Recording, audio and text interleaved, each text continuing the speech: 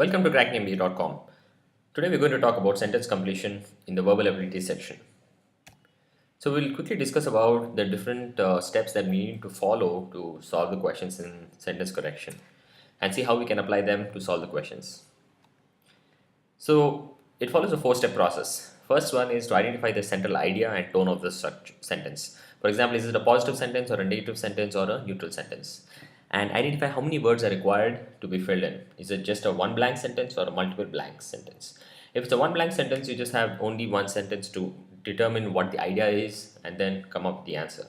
If it's a multi-blank, then you have a supporting statement. The first part of the sentence could support or diminish the second part of the sentence. So we look at it in greater detail. The second part is to anticipate what words can fill in the sentence. So, having analyzed what the tone of the sentence is, you could probably come up with some possible set of words that could fit in. So, some kind of synonyms, you can say. Then look at the options to see what synonyms can fit in to the options, and then put in that option into the blanks and see if it makes a complete sentence. So, let's look at a sample example to the right side. The law cannot and should not pardon such dash act of violence. So this sentence, the first part, if you apply statement 1, it says, it looks like it's a negative tone. It says cannot and should not pardon such some acts. And if we try to see what could be the possible values of that particular word, it should be such dash act of violence. So something that's saying, we could have words that say the act of violence is something that's not good, right? Or something that's blatant or something that's very outlandish. So if you look at the options, we look at it that it says flagrant looks like a possible value, peaceful doesn't fit in, boring doesn't fit in, historic doesn't fit in. So something that's exaggerating the act of violence is looks like a flagrant, something that we can now fit in and see. The law cannot and should not pardon such a flagrant act of violence. Let's move on and see the different types of clues that you can find in sentence structures. So one is a cause and effect. So cause and effect are typically like because A happened, B will happen. Due to A, B may happen. A happened, as a result, B will happen. So you should identify these keywords and see in the sentence. Let us look at an example. Because the scientific proofs and evidences gathered so far on climate change have been dashed, it has been difficult to convince governments that this problem needs attention. So here we can find because, and we're saying that because something is there, something is not happening on the government side, right? So what is the cause of this difficulty is something that is not available freely or something that's not clear, right? So let's look at the options, which could mean something that is not clear or thorough. Substantial, no. Approachable, no. Unambiguous means clear, no. Inconclusive looks like a correct option. So if we fit it into this, we find that it's the correct option. Because the scientific proofs and evidences gathered so far on climate change have been inconclusive, it has been difficult to convince governments that this problem needs attention.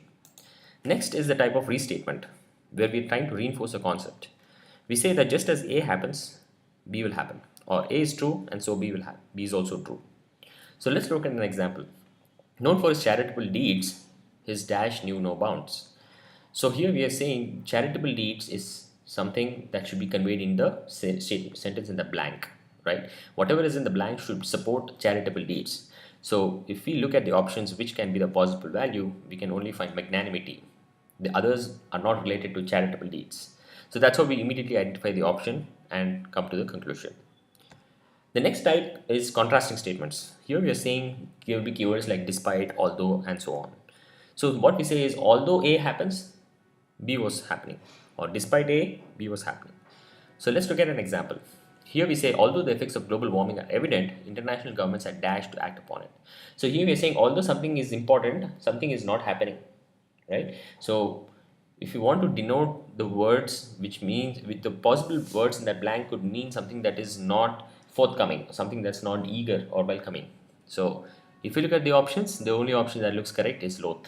Loath means to be not willing to do something. Yes, so that's why loath is the correct option over here. Let's look at some previous year CAT questions. So in CAT 2003, there was a question saying the internet is a medium where users have nearly dash choices and dash constraints about where to go and what to do. So here it's the tone of the passage sentence suggests it's something on the extreme, either extreme more high chances choices or extremely low choices, right? So if you look at the options, we can find that the first option C, the first word immediately matches. And in similarly, the option D also matches. Choking could be extremely less, unlimited could be extremely high. So we can immediately rule out options A and B. So now let's explore the second part. And dash constraints about where to go and what to do. So they seem to be contradicting statements. The two blanks should have contradicting meanings. So if you look at C and D, option C is the correct option because unlimited and minimal are on the opposite sides. So correct answer is option C. Next statement from sentence from 2003. The Athenians on the whole were peaceful and prosperous. They had dash to sit at home and think about the universe and dispute with Socrates or travel abroad and dash the world. So basically we see that there is a statement in the first part which says they were peaceful and prosperous, and the second part has to support that statement, right? So it should suggest something that they were very peaceful and leisure and had peaceful and had leisure and had something to do which supports those facts. So if you look at the options, we can immediately say that leisure is something that immediately catches the attention. And if you see dash the world, explore also fits in. So the correct answer is A. Next, look at CAT 4. Here we are saying the dash regions of Spain all have unique cultures, but the dash views within each region make the issue of acceptable common language of instruction an even more contentious one. So here if you see the statement, they seem to be different. You see the keyword called the issue of an acceptable common language. So what we're trying to say is something is happening which is causing an causing that, which is preventing the acceptance of a common language. Okay, so that gives a clue. So the second part of the statement could be something that is distinct or disparate or competing. Any of these could work. Now, if you look at the first part, so option B, C, and D could be possible. The first part says the dash regions of Spain. So if you look at the options distinct, divergent, and different, distinct seems to be the best fit because we're talking of having unique cultures. Okay, so the correct option is option B.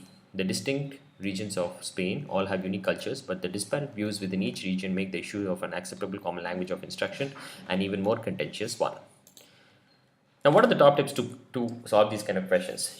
Any number of tips are not going to be sufficient. Any number of structure analysis is not sufficient. The most important thing is reading, reading, and reading. That gives you that gives you a familiarity as to how to. The moment you see a sentence, you can immediately identify what could be the possible filling words because of the depth and breadth of your reading.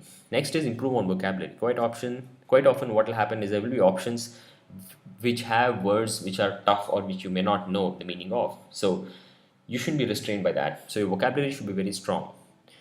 Also be very strong in grammatical constructions. So that helps a lot because immediately based on the grammar, you can solve some questions. So these are just the high level tips, and hope that those are helpful. If in case you find any difficulty, you can always reach out. Thank you.